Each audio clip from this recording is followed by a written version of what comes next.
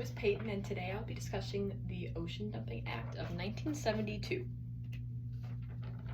How would you feel if trillions of tons of waste were being dumped into your home, or the place you rely on for food and salvation?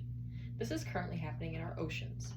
Over the course of the assignment, I have done a lot of research on the topic of the Ocean Dumping Act of 1972, also known as the Marine Protection, Research and Sanctuaries Act, or MPRSA, and how the dumping of waste can have negative turmoil in many areas.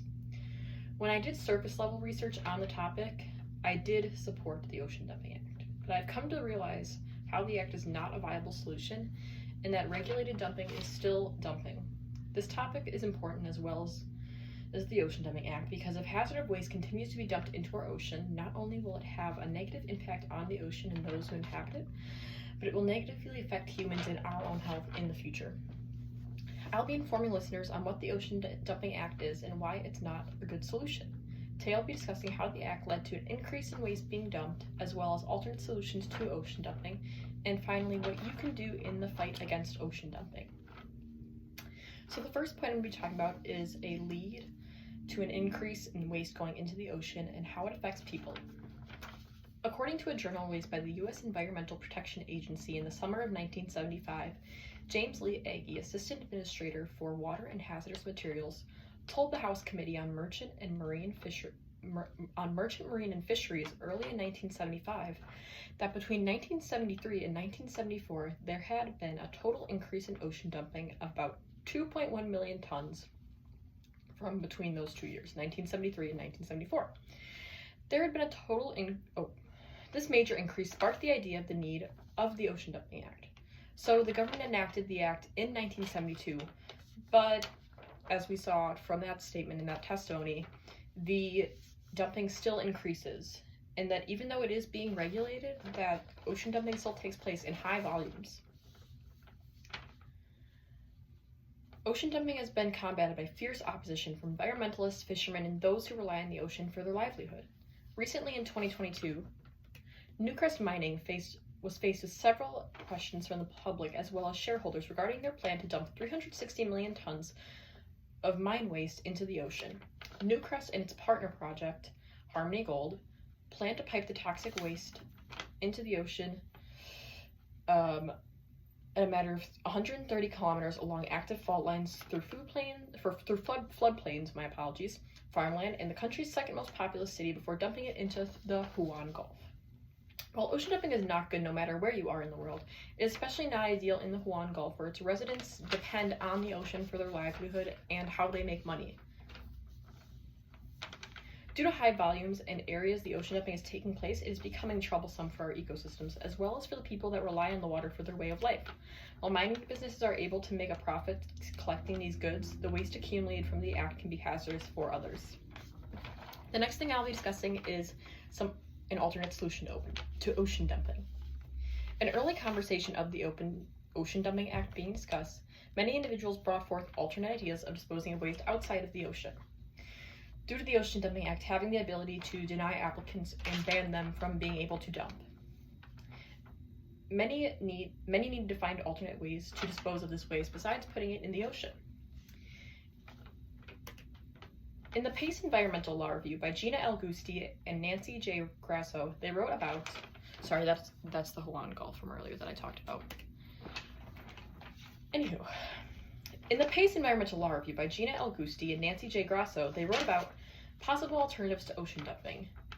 In a land application, sewage, sludge, or septage is injected below or on the soil surface in either a dewatered or liquid form in a manner which benefits the soil or crop, treats the sludge, and does not cause a negative environmental impact.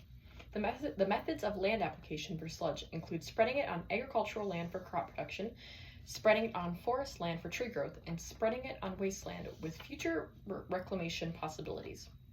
Land application serves as a soil conditioner as well as a partial replacement for commercial fertilizers. And the matter of this is that there are alternatives that exist to ocean dumping. It's just a matter of bringing those up in conversation as well as teaching people about these alternate solutions besides dumping into the ocean. The next thing I'm going to be talking about is how you can make a difference as a person. We do many things in our everyday life that contribute to ocean dumping if we don't even realize it. Even if we aren't physically dumping toxic waste into the oceans ourselves. I mean, being here in Wisconsin, we can't necessarily do that because the ocean is so far away, but everything makes its way there because it's all connected. So for starters, plastic use, which is talked about all the time, between water bottles, straws, plastic bags, plastic utensils for that matter. These are all things that we can get rid of from our everyday lives that can make a big impact, because plastic is one of the biggest contaminants of our oceans. And next, car emissions. Cars give off CO2 gas, which is very hazardous to our oceans and the wildlife there. So I know cars are necessary, but if there's times when you could ride your bike or walk, not only is it a great form of exercise, but it's good for the environment. And using your car only when necessary would be beneficial to the ocean. And finally, you can speak up to politicians and protest. Not only, you don't have to go out there and march and be in the streets speaking up for protecting the oceans, but it's little things. You can sign petitions, you can write to your policymakers and politicians and try and get some momentum on different acts and different laws that you support that can benefit the ocean. Even though all of these things are not directly our fault, these consequences will catch up to us eventually. And the mistakes of other people can have a negative impact on us. And there are little things that we can do as people now to make a difference on what the future outcome of our oceans can be. So my purpose today was to talk to listeners and my audience about the Ocean Dumping Act and why it isn't a viable solution. Although on the surface and what the act is about, the act is regulating ocean dumping, it's not viable because it's still because waste is still being dumped into the ocean. So some of the topics discussed was the increase because of the act and alternate solutions, as well as what you can do to make a difference. So like I said, write to your politicians, do your part as a human being, as a member of this earth, and protect your oceans. The ocean is 70% of our world, and human life today as we know it began in our oceans. More than 3 billion people rely on the ocean as a source of their livelihood and food security, and is home to millions of plants and animals. On top of that, the ocean also provides over half of the world's oxygen and also provides medicinal ingredients that fight cancer and other diseases. Our oceans are more important than we realize, and one day we may realize that when it's too late, but we can do our part now so we don't have to suffer the consequences of actions in the future. Thank you.